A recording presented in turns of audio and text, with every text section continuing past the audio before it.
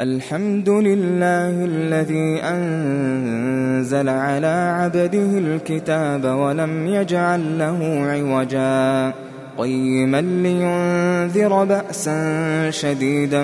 من لدنه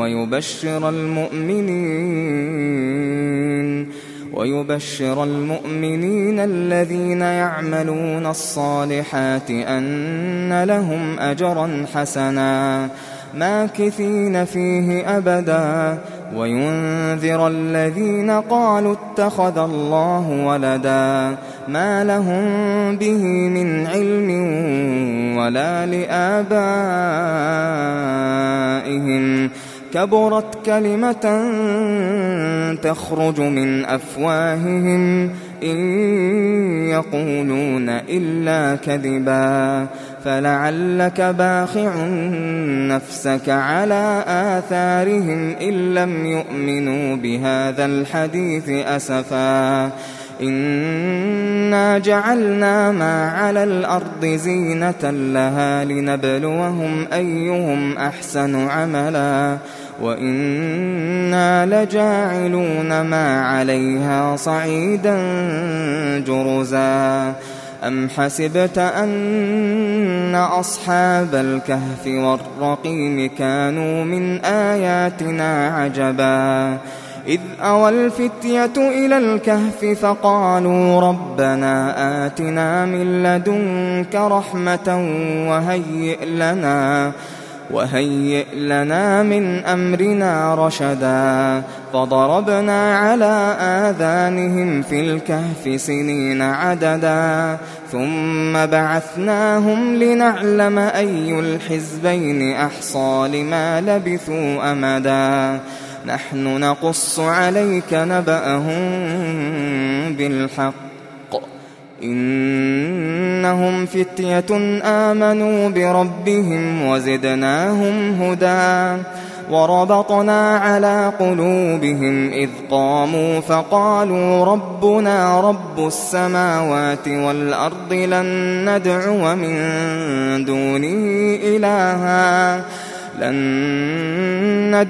من دونه إلها لقد قلنا إذا شططا هؤلاء قومنا اتخذوا من دونه آلهة لولا يأتون عليهم بسلطان بين فمن أظلم ممن افترى على الله كذبا وإذ اعتزلتموهم وما يعبدون إلا الله فأووا إلى الكهف ينشر لكم ربكم من رحمته ويهيئ لكم من أمركم مرفقا وترى الشمس إذا طلعت تزاور عن كهفهم ذات اليمين وإذا غربت تقرضهم ذات الشمال وهم في فجوة منه ذلك من آيات الله من يهد الله فهو المهتد ومن يضلل فلن تجد له وليا مرشدا وتحسبهم أيقاظا وهم رقود ونقلبهم ذات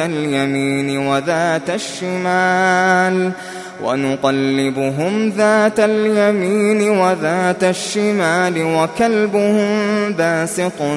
ذراعيه بالوصيد لو اطلعت عليهم لوليت منهم فرارا ولملئت منهم رعبا وكذلك بعثناهم ليتساءلوا بينهم قال قائل منهم كم لبثتم قالوا لبثنا يوما أو بعض يوم قالوا ربكم أعلم بما لبثتم فابعثوا أحدكم بورقكم هذه إلى المدينة فلينظر فلينظر أيها أزكى طعاما فليأتكم برزق منه وليتلطف ولا يشعرن بكم أحدا إنهم إن يظهروا عليكم يرجموكم أو يعيدوكم في ملتهم ولن تفلحوا إذن أبدا وكذلك أعثرنا عليهم ليعلموا أن وعد الله حق وأن الساعة لا ريب فيها إذ يتنازعون بينهم أمرهم فقالوا ابنوا عليهم بنيانا ربهم أعلم بهم قال الذين غلبوا على أمرهم لنتخذن عليهم مسجدا سيقولون 3 رابعهم كلبهم ويقولون 5 سادسهم كلبهم رجما بالغيب ويقولون 7 وثامنهم كلبهم قل ربي أعلم بعدتهم ما يعلمهم إلا قليل فلا تمار فيهم إلا مراء ظاهرا ولا تستفت فيهم منهم أحدا ولا تقولن لشيء إني فاعل ذلك غدا إلا أن يشاء الله واذكر ربك إذا نسيت وقل عسى أن يهديني ربي لأقرب من هذا رشدا ولبثوا في كهفهم 300 سنين وازدادوا 9 قل الله أعلم بما لبثوا له غيب السماوات والأرض أبصر به وأسمع ما لهم من دونه من ولي ولا يشرك في حكمه أحدا واتل ما أوحي إليك من كتاب ربك لا مبدل لكلماته ولن تجد من دونه ملتحدا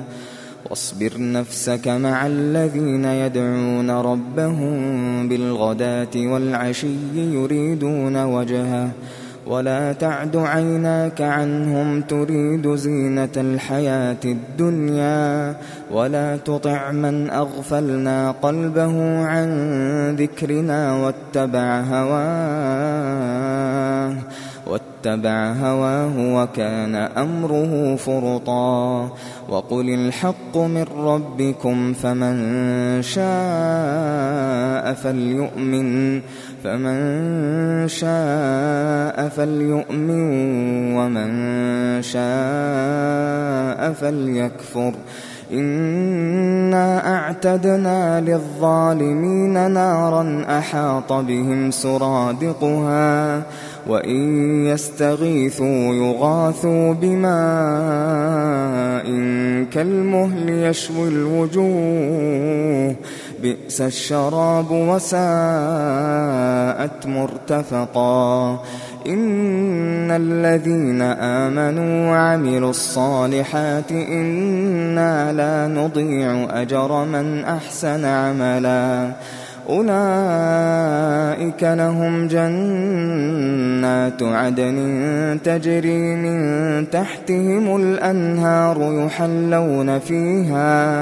يحلون فيها من أساور من ذهب ويلبسون ثيابا خضرا من سندس واستبرق متكئين فيها على الأرائك نعم الثواب وحسنت مرتفقا واضرب لهم مثل الرجلين جعلنا لأحدهما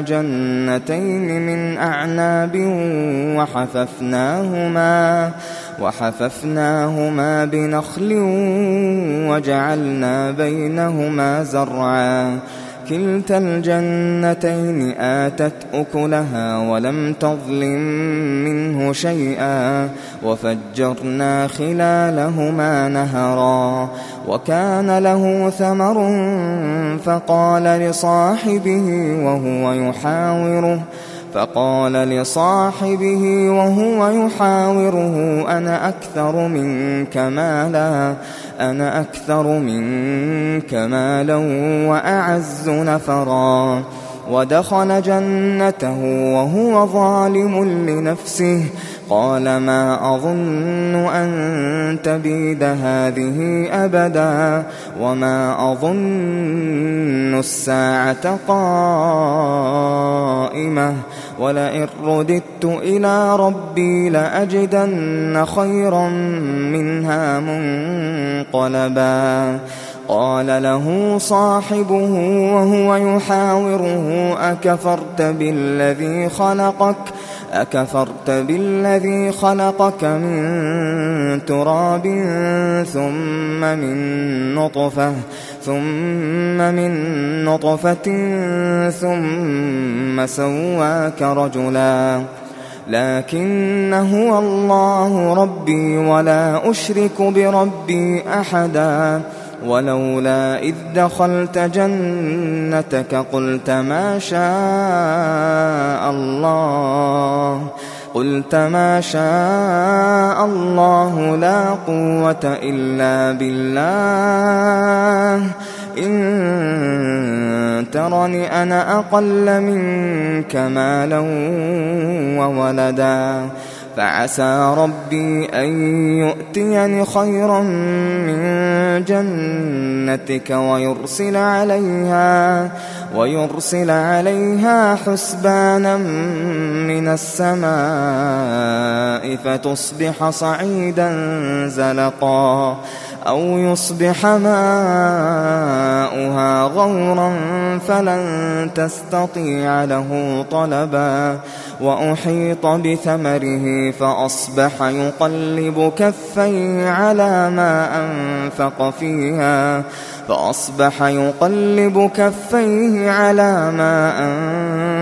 فيها وهي خاوية على عروشها ويقول يا ليتني لم أشرك بربي أحدا ولم تكن له فئة ينصرونه من دون الله وما كان منتصرا هنالك الولاية لله الحق هو خير ثوابا وخير عقبا واضرب لهم مثل الحياة الدنيا كماء إن أنزلناه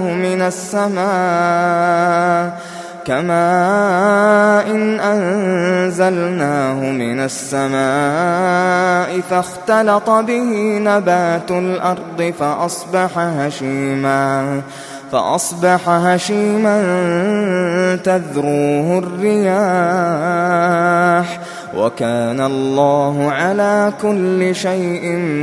مقتدرا المال والبنون زينة الحياة الدنيا والباقيات الصالحات خير عند ربك ثوابا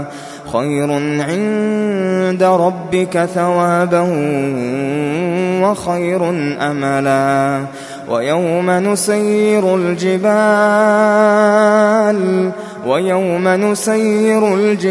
وترى الأرض بارزة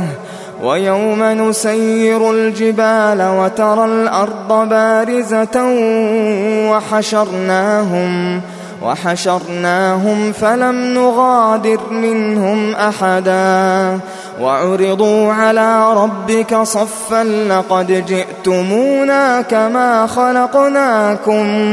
لقد جئتمونا كما خلقناكم أول مرة بل زعمتم أن لن نجعل لكم موعدا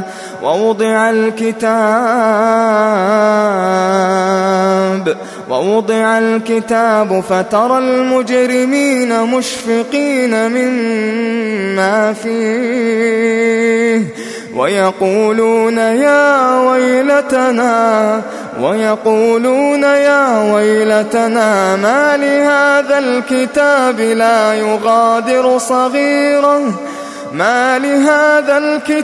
لا يغادر صغيرة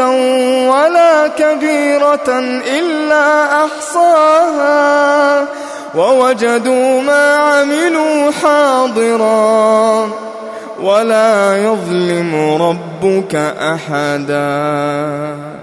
وإذ قلنا للملائكة اسجدوا لآدم فسجدوا إلا إبليس كان من الجن ففسق عن أمر ربه أفتتخذونه وذريته أولياء من دوني وهم لكم عدو بئس للظالمين بدلا. ما أشهدتهم خلق السماوات والأرض ولا خلق أنفسهم وما كنت متخذ المضلين عضدا. ويوم يقول نادوا شركائي الذين زعمتم فدعوهم فلم يستجيبوا لهم وجعلنا بينهم موبقا. ورأى المجرمون النار فظنوا أنهم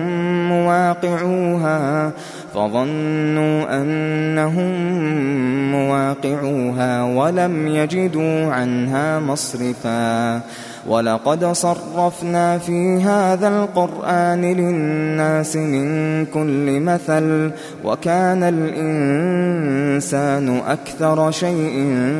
جدلا. وما منع الناس أن يؤمنوا إذ جاءهم الهدى ويستغفروا ربهم إلا أن تأتيهم سنة الأولين أو يأتيهم العذاب قبلا. وما نرسل المرسلين إلا مبشرين ومنذرين ويجادل الذين كفروا بالباطل ليدحضوا به الحق واتخذوا آياتي وما أنذروا هزوا. ومن أظلم ممن ذكر بآيات ربه فأعرض عنها ونسي ما قدمت يداه. إنا جعلنا على قلوبهم أكنة أن يفقهوه وفي آذانهم وقرا وإن تدعهم إلى الهدى فلن يهتدوا إذن أبدا. وربك الغفور ذو الرحمة لو يؤاخذهم بما كسبوا لعجل لهم العذاب بل لهم موعد لن يجدوا من دونه موئلا. وتلك القرى أهلكناهم لما ظلموا وجعلنا لمهلكهم موعدا. وإذ قال موسى لفتاه لا أبرح حتى أبلغ مجمع البحرين أو أمضي حقبا. فلما بلغا مجمع بينهما نسيا حوتهما فاتخذ سبيله في البحر سربا. فلما جاوزا قال لفتاه آتنا غداءنا لقد لقينا من سفرنا هذا نصبا. قال أرأيت إذ أوينا إلى الصخرة فإني نسيت الحوت فإني نسيت الحوت وما أنسانيه إلا الشيطان أن أذكره واتخذ سبيله في البحر عجبا قال ذلك ما كنا نبغ فارتدا على آثارهما قصصا فوجدا عبدا من عبادنا آتيناه رحمة من عندنا وعلمناه من لدنا علما قال له موسى هل أتبعك على أن تعلمني مما علمت رشدا قال إنك لن تستطيع معي صبرا وكيف تصبر على ما لم تحط به خبرا قال ستجدني إن شاء الله صابرا ولا أعصي لك أمرا قال فإن اتبعتني فلا تسألني عن شيء حتى أحدث لك منه ذكرا فانطلقا حتى إذا ركبا في السفينة خرقها قال أخرقتها لتغرق أهلها لقد جئت شيئا إمرا قال ألم أقل إنك لن تستطيع معي صبرا قال لا تؤاخذني بما نسيت ولا ترهقني من أمري عسرا فانطلقا حتى إذا لقيا غلاما فقتله قال أقتلت نفسا زكية بغير نفس لقد جئت شيئا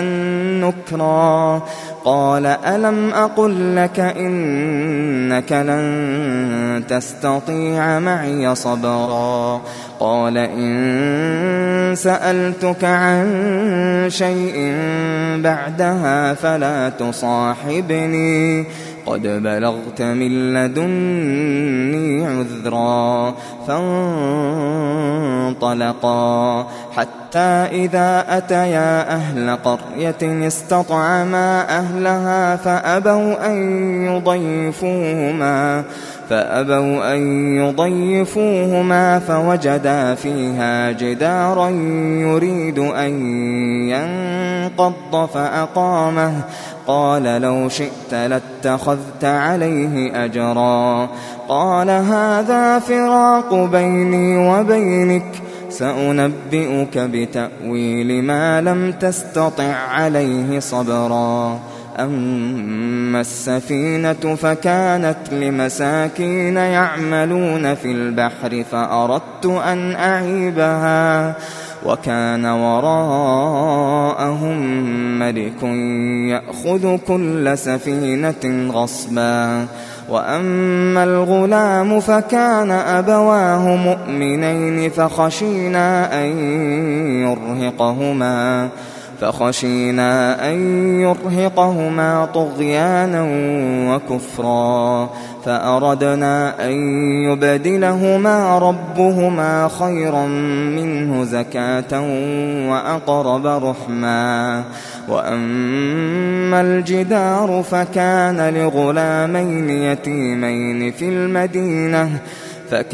لغلامين يتيمين في المدينة وكان تحته كنز لهما وكان أبوهما صالحا فأراد ربك أن يبلغا أشدهما ويستخرجا كنزهما رحمة من ربك وما فعلته عن أمري ذلك تأويل ما لم تسطع عليه صبرا ويسألونك عن ذي القرنين قل سأتلو عليكم منه ذكرا إنا مكنا له في الأرض وآتيناه من كل شيء سببا فأتبع سببا حتى إذا بلغ مغرب الشمس وجدها تغرب في عين حمئة ووجد عندها قوما قلنا يا ذا القرنين إما أن تعذب وإما أن تتخذ فيهم حسنا قال أما من ظلم فسوف نعذبه ثم يرد إلى ربه فيعذبه عذابا نكرا وأما من آمن وعمل صالحا فله جزاء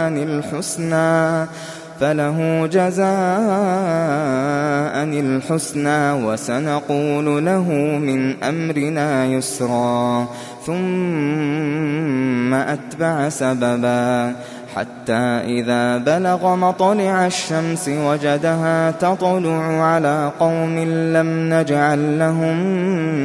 من دونها سترا كذلك وقد أحطنا بما لديه خبرا ثم أتبع سببا حتى إذا بلغ بين السدين وجد من دونهما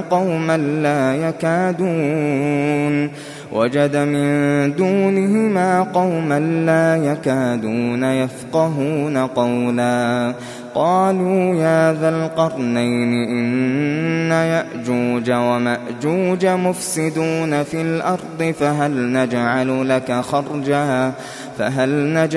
لك خرجا على أن تجعل بيننا وبينهم سدا قال ما مكني فيه ربي خير فأعينوني بقوة أجعل بينكم وبينهم ردما آتوني زبر الحديد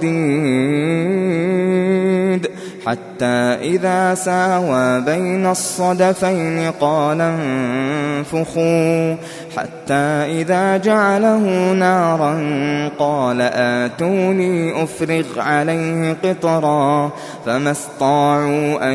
يظهروه وما استطاعوا له نقبا قال هذا رحمة من ربي فإذا جاء وعد ربي جعله دكا وكان وعد ربي حقا وتركنا بعضهم يومئذ يموج في بعض ونفخ في الصور فجمعناهم جمعا وعرضنا جهنم يومئذ للكافرين عرضا الذين كانت أعينهم في غطاء عن ذكري وكانوا لا يستطيعون سمعا أفحسب الذين كفروا أن يتخذوا عبادي من دوني أولياء إنا أعتدنا جهنم للكافرين نزلا قل هل ننبئكم بالأخسرين أعمالا الذين ضل سعيهم في الحياة الدنيا وهم يحسبون أنهم يحسنون صنعا أولئك الذين كفروا بآيات ربهم ولقائه فحبطت أعمالهم فلا نقيم لهم يوم القيامة وزنا ذلك جزاؤهم جهنم بما كفروا واتخذوا آياتي ورسلي هزوا إن الذين آمنوا وعملوا الصالحات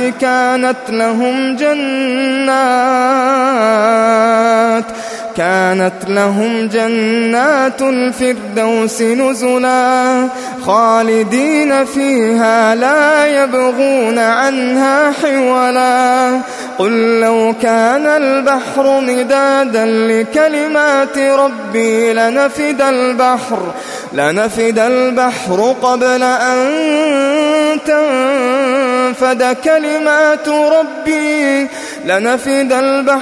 قبل أن تنفد كلمات ربي ولو جئنا بمثله مددا قل إنما أنا بشر مثلكم يوحى إلي أنما إلهكم إله واحد فمن كان يرجو لقاء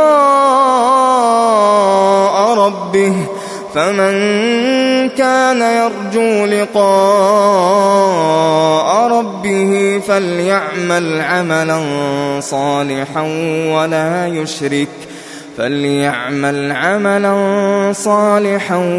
ولا يشرك بعبادة ربه أحدا.